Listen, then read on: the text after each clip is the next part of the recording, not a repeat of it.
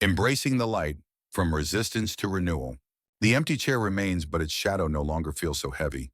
You've faced the storms of isolation, hasty decisions, neglected health, suppressed emotions, and clinging regrets. Each mistake, though painful, has revealed a lesson, a stepping stone toward healing. Now, in this final part of 7 costly mistakes that stall, healing after losing a spouse, we confront the last 2 missteps that can stall your journey. Rushing into ill-timed rebounds and resisting the help that surrounds you. Through stories, metaphors, and practical tools, we'll uncover how these pitfalls, when navigated wisely, lead to resilience, purpose, and a renewed sense of self. Grief, like a river finding its course, is guiding you not to forget love, but to honor it by living fully again. Mistake 6, rushing into ill-timed rebounds. Imagine a garden after a harsh winter, its soil barren but stirring with the promise of spring. You wouldn't plant new seeds before the frost has fully thawed. Doing so risks stunting their growth. Yet in the wake of losing a spouse, many rush to fill the void with new relationships, hoping to outrun grief's ache. This is the 6th mistake, seeking rebounds, romantic, social, or even professional, before you've tended to your own healing. The impulse is understandable. Loneliness gnaws like a winter wind, and the thought of new connection feels like sunlight. But moving too quickly can sow seeds of regret, not renewal. Take Laura, a 50-year-old graphic designer who lost her husband of 25 years to cancer. 6 months after his passing, desperate to escape the silence of her home, she joined a dating app. Encouraged by friends to get back out there, she met someone charming, attentive, and eager to fill the role her husband once held. But the relationship faltered. Laura found herself comparing him to her late spouse, feeling guilty for moments of happiness, and retreating when vulnerability surfaced. The rebound, meant to heal, deepened her sense of loss, leaving her more isolated than before. In today's world, where dating apps promise instant connection and social media amplifies pressure to move on, this mistake is all too common, especially for younger widows and widowers navigating a culture that equates partnership with wholeness. Psychologically, premature rebounds disrupt grief's natural arc. Dr. John Bowlby's attachment theory highlights that loss severs a primary bond, requiring time to reorient your sense of self before forming new ones. Rushing in can mask unresolved pain, leading to codependency or relationships built on shaky foundations. Spiritually, it can feel like a betrayal, not just of your spouse, but of yourself, as you sidestep the inner work grief demands. Modern challenges exacerbate this. Online dating's endless options create a false urgency, while societal narratives push new chapters before the old ones are fully written. The hidden lesson? Like a garden, your heart needs time to rest and replenish before new growth can thrive. A rebound isn't inherently wrong, it's the timing that matters. Waiting allows you to rediscover who you are, not just who you were as half of a couple. This clarity, like sunlight breaking through clouds, fosters relationships rooted in authenticity, not desperation. To avoid this mistake, set boundaries with intention.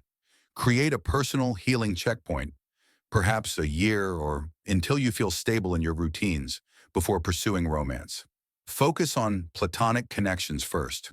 Reconnect with friends, join hobby groups, or volunteer, like Laura did when she enrolled in a pottery class. Finding joy in creating without pressure. Journaling prompts like, "What do I want for myself now?" Or, "What does love mean to me today?" Help redefine your needs. If dating feels right later, approach it with self-awareness. Books like Dating After Loss by Dr. Gloria Horsley offer guidance on pacing. Therapy can also anchor you, helping untangle guilt from hope. Laura's turning point came when she paused dating to focus on herself, eventually meeting someone years later when her heart was ready to bloom again. Practical steps include small, intentional acts of self-discovery. Try a new hobby, travel solo for a weekend, or write a list of qualities you value in yourself, not tied to your spouse. These build a foundation for future connections, ensuring they complement, not complete, you. Like a gardener tending soil, you're preparing for growth, not forcing it. Mistake 7, resisting help. If rushing into rebounds is planting too soon, resisting help is refusing the water and sunlight your garden needs. The seventh mistake is turning away from support, be it from friends, family, professionals, or communities, out of pride, fear, or a belief that no one can understand. You might say, I don't want to be a burden, or I should handle this alone. But grief is not a solo journey. Like a ship navigating treacherous waters, you need a crew, lighthouses, maps, and stars to guide you to shore. Consider David, a 55-year-old accountant whose wife died in a car accident. Raised to value self-reliance, he rebuffed offers of help. When friends brought casseroles, he thanked them, but left the dishes untouched. When his sister suggested a grief counselor, he dismissed it, saying, I'll figure it out. But the weight of managing a household, finances, and his teenage daughter's grief alone overwhelmed him. Exhaustion turned to irritability, straining his relationships. In our modern era, where remote work isolates and mental health stigma lingers, especially for older generations or cultural communities valuing stoicism, resisting help is a trap many fall into. Social media can worsen this, offering shallow check-ins that replace meaningful support, leaving you adrift. The psychological impact is stark. Studies from the National Institute of Mental Health show that social support reduces cortisol levels, easing stress and depression. Without it, loneliness deepens and anxiety festers, as David experienced when sleepless nights led to panic attacks. Spiritually, resisting help can feel like a refusal to trust, whether in others, yourself, or a higher power. Yet the lesson is luminous. Accepting help is not weakness, but a bridge to resilience. Like a tree drawing nutrients from soil, you grow stronger through connection. To sidestep this mistake, reframe help as a gift, not a debt. Start small. Accept a friend's offer to join you for coffee, or let a neighbor mow your lawn. Join a support group, online platforms like Soaring Spirits, or local chapters of Compassionate Friends offer safe spaces to share. Professional help, like therapy or grief coaching, provides structure. Apps like BetterHelp make it accessible. David's breakthrough came when his daughter urged him to attend a father-daughter grief workshop. Hearing others' stories normalized his pain, and therapy helped him rebuild. Modern tools like virtual support groups or mindfulness apps bridge gaps, especially for those in rural areas or with mobility challenges. A practical exercise: create a support map. List 3 people or resources you can turn to this week: a friend, a counselor, a hotline like the National Alliance for Grieving Children. Schedule one interaction, even if it's a 10-minute call. Journaling prompts like, who has helped me feel seen? Or, what strength do I gain from others? Shift your perspective. These acts weave a safety net, reminding you that healing is a collective effort, like stars lighting a night sky. The path to renewal. These final mistakes, rushing rebounds and resisting help, reflect a deeper truth. Grief tempts us to bypass its lessons, either by filling the void too quickly or closing ourselves off entirely. But each misstep carries wisdom. Rushing teaches patience, showing that love blooms best in a heart that's whole. Resisting help reveals the power of community, proving you don't walk alone. Together, these lessons forge a path to renewal, not as a betrayal of your spouse, but as a testament to their love, a love that endures in how you live. Modern challenges amplify these traps. Dating apps and social media create illusions of connection, while economic pressures, like rising costs or single-income households, make self-reliance feel necessary. Yet these same tools offer solutions: online communities for widows, financial planning apps, telehealth for therapy. Spiritually, grief asks, what now? And the answer lies in purpose. Stories inspire: a widower starting a charity in his wife's name, a widow painting again after decades, her brushstrokes a tribute to shared dreams. Practical tools for this stage are anchors. Daily gratitude lists: 3 things you're thankful for, however small, shift focus to hope. Mindfulness practices like a 5-minute body scan meditation ground you in the present. Volunteering, even an hour a week, channels love outward, as Laura did at a local animal shelter, finding joy in new bonds. These steps, like a river smoothing stones, polish your resilience. The call to move forward. As we close this journey, return to the empty chair. It's no longer just a symbol of loss, but an invitation to sit, to reflect, to rebuild. Grief is not a destination, but a path, one that honors your spouse by weaving their love into your future. You face 7 mistakes, each a detour you can avoid with awareness and action. The river of your grief flows onward, carving a canyon of strength, wisdom, and hope. The shadow of the empty chair, awakening to grief's true nature. Imagine, if you will, a quiet kitchen at dawn. The first light of morning filters through lace curtains, casting long shadows across a wooden table set for 2. But one chair stands empty, a silent sentinel, its cushion still bearing the faint imprint of a body that once filled it with laughter, arguments, and the simple rhythm of shared meals. That empty chair isn't just a void, it's a mirror, reflecting back the fragments of a life shattered by loss. For so many who have lost a spouse, this chair becomes a daily confrontation, a reminder of what was, but also in time, an invitation to rebuild. Not to forget, but to transform. To honor the love that once sat there while carving out space for a new chapter. This is the journey we embark on today, the profound, often tumultuous path through grief after losing a spouse. It's a road marked not only by tears and aching loneliness, but by hidden strengths waiting to be unearthed. In this cinematic narration, titled 7 Costly Mistakes That Stall, Healing After Losing a Spouse will weave through the emotional storms, the practical pitfalls, and the spiritual awakenings that define this experience. Our goal? To guide you, or perhaps someone you love, away from the snares that prolong suffering and toward the light of renewal. Grief isn't merely an end, it's a metamorphosis, a forge where the soul is tempered into something resilient, wise, and profoundly alive. But let's pause here, in this moment of quiet reflection. You've just lost your partner, the person who was your confidant, your companion through decades of joys and trials. The world feels unmoored, like a ship adrift in fog-shrouded waters. Bills pile up, unanswered. Friends call, but their words echo hollowly. Nights stretch endlessly, filled with the ghost of their breathing beside you. This is the raw reality of spousal loss, a grief that touches every facet of existence: emotional, financial, social, and spiritual. Yet amid the pain, there's a truth often overlooked. Grief is not your enemy.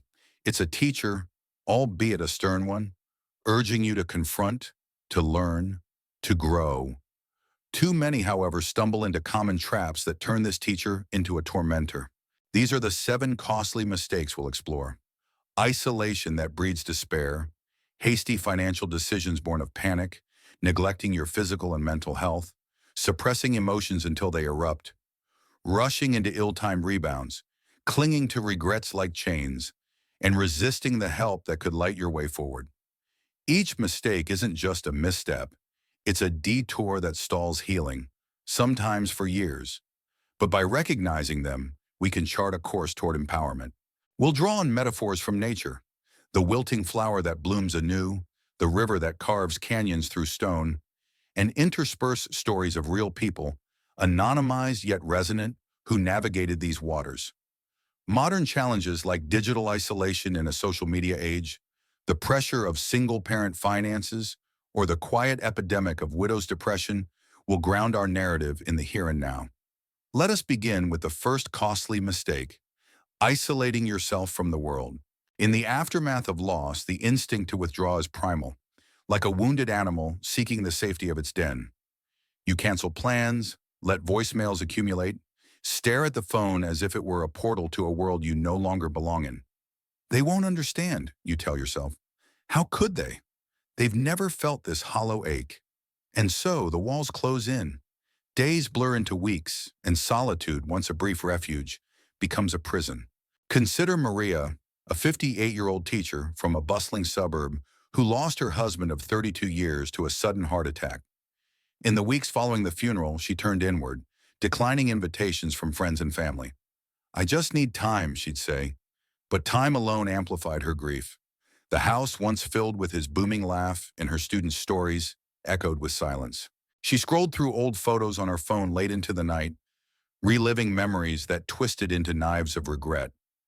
Isolation fed her loneliness, turning it into a voracious beast that devoured her motivation. Work suffered. She took extended leave, only to find the empty days stretched her anxiety thinner. Why is this mistake so costly? Psychologically, humans are wired for connection. Grief experts like Elizabeth Kubler-Ross in her seminal work on the stages of grief remind us that denial and isolation are natural initial responses, but lingering there halts progress. Loneliness, as modern studies from the American Psychological Association show, correlates with increased risks of depression, heart disease, and even cognitive decline, ironically mirroring the very ailments that might have claimed your spouse. In our digital age, this isolation is exacerbated.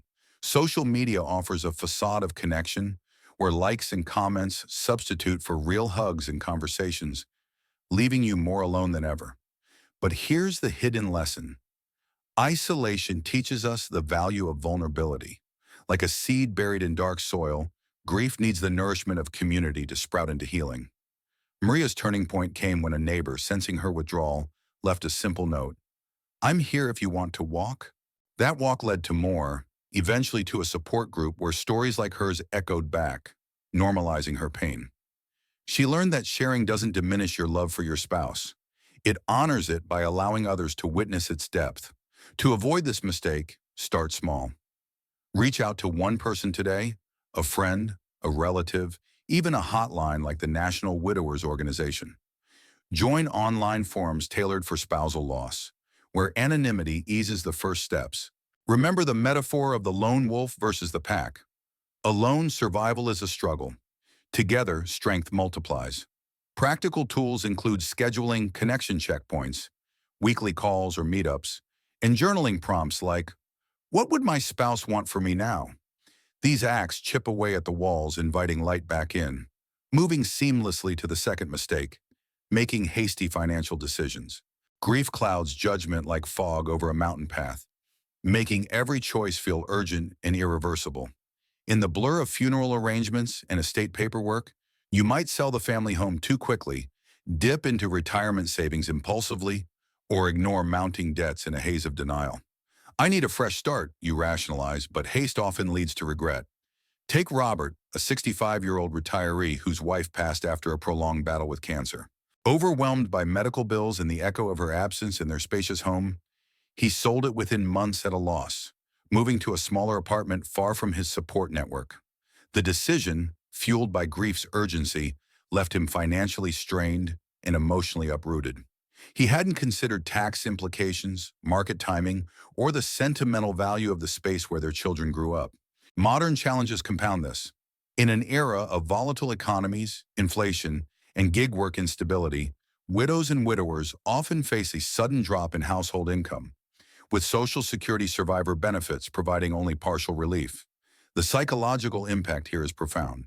Financial stress triggers anxiety loops, sleepless nights worrying about bills, a sense of failure for not handling it as your spouse might have. Regret festers, whispering what-ifs that stall emotional recovery. Yet the lesson embedded in this mistake is clarity. Loss strips away illusions, revealing what's truly essential. Like pruning an overgrown vine, it forces us to reassess priorities, fostering wisdom and stewardship. Empowerment comes through deliberate pauses.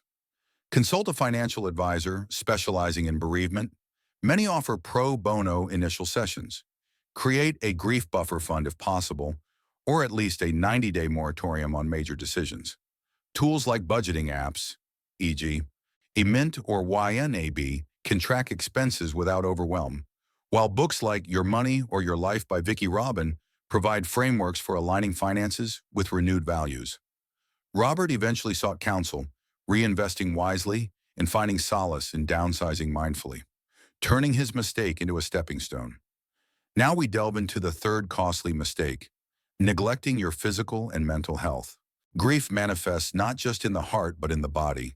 A heavy weight on the chest, insomnia that turns nights into marathons, appetites that vanish or surge uncontrollably. You skip doctor visits, abandon exercise routines, let unhealthy habits creep in as coping mechanisms. What's the point? Echoes in your mind as depression's fog descends. Sarah, a 48-year-old marketing executive, lost her partner in a car accident. Amid the shock, she poured herself into work, ignoring the migraines, weight loss, and persistent fatigue. Alcohol became a nightly crutch, numbing the pain but deepening her isolation. Friends noticed her withdrawal, but she brushed it off. "I'm fine, just busy." Months later, a health scare, a panic attack mistaken for a heart issue, forced her to confront the toll. In today's world, where remote work blurs boundaries and healthcare access varies, spousal loss often exacerbates issues like chronic stress, with women particularly prone to autoimmune flares and men to cardiovascular risks, per CDC data. The impact: loneliness morphs into clinical depression, regret over not taking care compounds guilt, and anxiety spirals into paralysis. But the hidden wisdom: this neglect highlights our inner strength, the body's innate drive to heal when nurtured. Like a phoenix rising from ashes, self-care reignites the spark of life. Practical steps include daily rituals, a 10-minute walk in nature, evoking metaphors of rivers flowing onward, mindful eating with gratitude for sustenance, therapy via apps like BetterHelp for accessible support. Journaling emotions. What does my body need today? Builds awareness. Sarah's renewal began with yoga classes for widows, where breathwork mirrored grief's ebb and flow, leading to therapy and a reclaimed vitality. As we transition deeper, let's touch on the psychological undercurrents weaving through these mistakes. Grief's impact is multifaceted. Loneliness as a thief stealing joy, regret as a shadow replaying if-onlys, anxiety as a storm cloud forecasting endless pain. Yet these are not endpoints but signals, urging transformation. In the spiritual realm, loss challenges faith. Why this suffering? But it also invites deeper questions, fostering resilience like roots delving into parched earth for water. Stories abound. A widower finding purpose in volunteering, channeling love outward. A widow rediscovering hobbies abandoned in marriage, blooming anew. We've covered the first three mistakes, laying the foundation for understanding how they interconnect, stalling healing like dams in a river. In the parts to come, we'll explore the remaining four, unveiling more tools and inspirations. For now, reflect. That empty chair, it's not just loss, it's space for you to sit, breathe, and begin again. Navigating the inner storm, from suppression to wisdom. The empty chair still looms in your mind's eye, a quiet monument to love lost. But now as the days stretch into weeks and months, another challenge emerges. Not just the external silence, but the internal tempest. Grief is a storm that churns within, and how you navigate its waves determines whether you sink or sail toward healing. In this second part of 7 costly mistakes that stall healing, after losing a spouse, we delve into the heart of the emotional and spiritual landscape, confronting the next 2 mistakes that can anchor you in pain, suppressing your emotions and clinging to regrets. Through stories, metaphors, and practical tools, we'll uncover the hidden lessons these missteps offer, guiding you toward clarity and inner strength. Mistake 4, suppressing your emotions. Picture a river, its waters rushing with unrelenting force, carving through stone over centuries. Now imagine damming that river, forcing its flow to halt. The water doesn't vanish. It builds, straining against the barrier until it cracks or spills over in chaos. This is what happens when you suppress grief's emotions: anger, sadness, guilt, even fleeting moments of joy.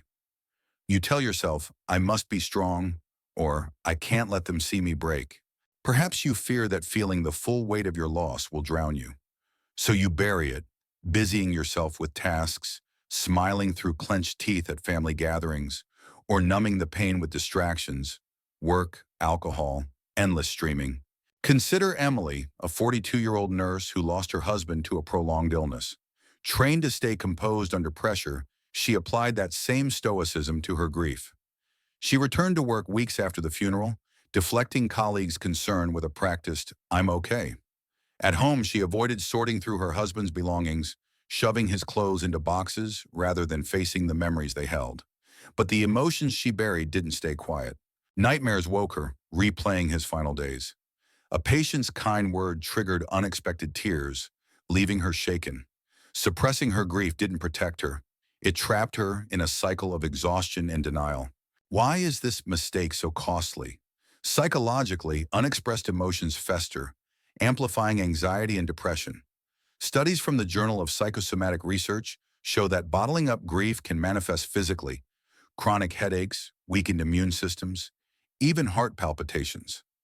In our modern world where social media showcases curated resilience and moving on is glorified, there's pressure to appear healed before you are.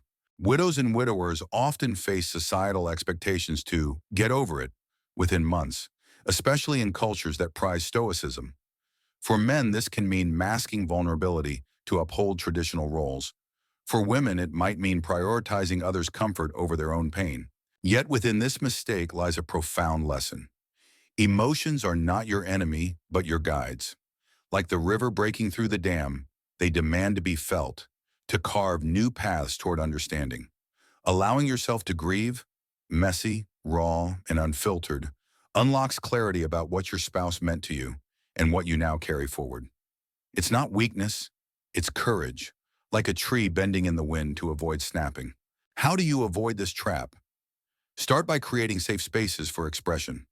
Journaling is a powerful tool. Write unedited letters to your spouse, pouring out anger, love, or confusion. Prompts like, "What I wish I'd said," or "What hurts most today," can break the dam gently. Therapy, whether in person or via platforms like Talkspace, offers a structured outlet, especially for those hesitant to burden friends. Creative outlets, painting, music, even gardening, channel emotions into tangible forms. Emily found solace in a grief writing workshop where her penned memories became a bridge to acceptance, not erasure.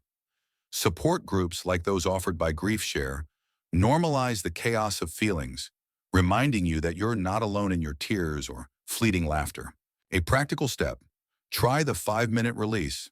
Set a timer, sit with a notebook or voice recorder, and let whatever comes spill out. No judgment, no filter. Cry, scream, laugh, or sit in silence. This small act, done daily, trains your heart to trust the flow of emotions. Over time, you'll find they don't overwhelm but cleanse, like rain washing dust from leaves. Mistake 5, clinging to regrets. If suppressing emotions is damming a river, clinging to regrets is anchoring yourself to its muddy depths. Regret is grief's shadow, whispering, "If only," in the quiet hours. If only you'd said, "I love you" more. If only you'd fought less about trivial things. If only you'd noticed the signs of their illness sooner. These thoughts spiral, chaining you to a past you cannot change. They steal the present, turning every memory into a courtroom where you're both judge and accused. Take Michael, a 60-year-old carpenter who lost his wife to a sudden stroke. In the months that followed, he fixated on their last argument, a petty disagreement over vacation plans. "I should have let it go," he told himself, replaying the moment her face fell.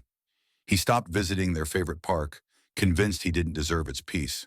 Regret fueled his isolation, pushing away his children's attempts to connect. In today's world where hindsight is sharpened by digital traces, old texts, emails, or photos, regrets can feel inescapable. Each notification a reminder of moments you can't redo.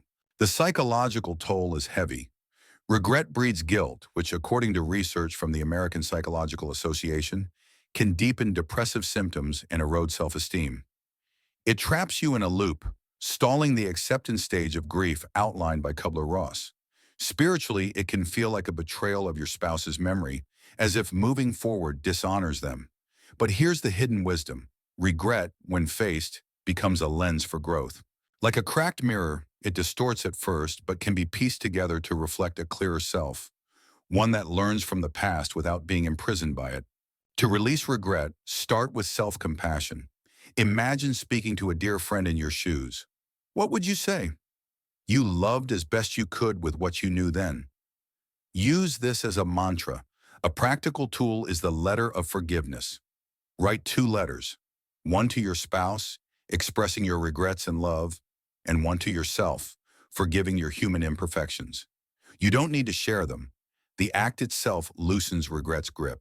Michael tried this, burning the letters in a small backyard ritual, feeling the weight lift as ashes rose. Therapy can also reframe regrets. Cognitive behavioral techniques, like those in the Grief Recovery Handbook, help rewrite the if-only narrative into "I did my best." Another step: honor your spouse through action. Regret often stems from feeling you failed them. Counter it by living their values. If they loved community, volunteer in their name. If they cherished humor, share a story that makes others laugh. These acts transform regret into legacy, like planting a tree whose shade you'll never fully sit under, but whose roots ground you. The hidden lessons and modern challenges. These two mistakes, suppressing emotions and clinging to regrets, are intertwined, feeding a cycle of stagnation. Suppressed emotions amplify regrets, making them feel insurmountable. Unaddressed regrets fuel the fear of feeling, keeping emotions locked away. In our modern context, these traps are deepened by technology and societal shifts. Social media can magnify regret, with algorithms surfacing old memories at inopportune times. The gig economy and remote work blur boundaries, making it easier to hide from emotions in endless tasks. Yet these same tools offer solutions. Online therapy platforms, virtual support groups, and mindfulness apps like Headspace bring healing within reach. The spiritual dimension here is profound. Grief challenges your beliefs, whether in a higher power, the universe, or simply the fairness of life. Suppressing emotions and clinging to regrets can feel like spiritual dead ends, but there are also invitations to deeper questions. What does love mean now? How do I carry their light forward? Like a forest after a fire, new growth emerges from charred ground. Stories abound of widows and widowers finding purpose. Emily joined a hospice volunteer program, channeling her grief into empathy. Michael built a community bench in his wife's memory, turning regret into creation. Practical tools for this stage include mindfulness practices, a daily 10-minute meditation focusing on breath or a phrase like, "I am enough," calms the inner storm. Support networks, whether faith-based or secular, provide anchors. Think of them as lighthouses guiding you through fog. Journaling remains key. Prompts like, "What lesson did my spouse teach me today?" Shift focus from loss to legacy. These steps build resilience, not by erasing pain, but by weaving it into a tapestry of strength. Looking ahead. As we close this part, reflect on the river metaphor. Your grief is not a still pond, but a living current, sometimes turbulent, sometimes serene. Suppressing emotions and clinging to regrets are like boulders in its path. They slow the flow but don't stop it. By facing your feelings and releasing the past, you allow the river to carve new channels, revealing wisdom and strength you didn't know you had. In part 3, we'll explore the final two mistakes, rushing into rebounds and resisting help, and unveil more tools to transform grief into a path of renewal. For now, take a breath. Feel the weight of this moment and know it's a step toward healing.